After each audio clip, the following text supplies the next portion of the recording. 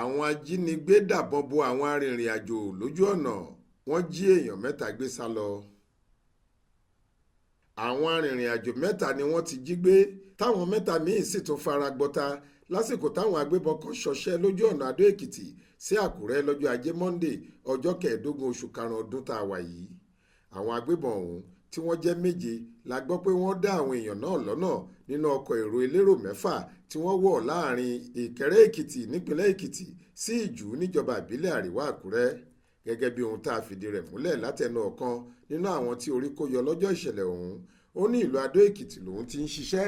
Lẹ́yìn tó ṣíwọ́ níbi iṣẹ́ lọ́jọ́ náà ló ní òun lọ wọkọ̀ ní bùdókọ̀ láti padà sí Àkúrẹ́. Lójijì ló ní àwọn agbébọn ọ̀hún jáde nínú igbó tí wọ́n farapamọ́ sí, tí wọ́n sì ṣíná ìbọn bo ọkọ̀ táwọn wà nínú rẹ̀.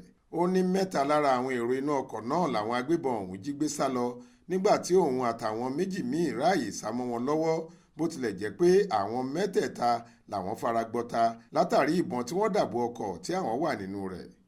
Ọkùnrin náà ló sì wà lọ́sibítù ìjọba kan níbi tó ti ń gba ìtọ́jú lọ́wọ́ lórí ibi tó fi ṣèṣe lásìkò ìṣẹ̀lẹ̀ ọ̀hún.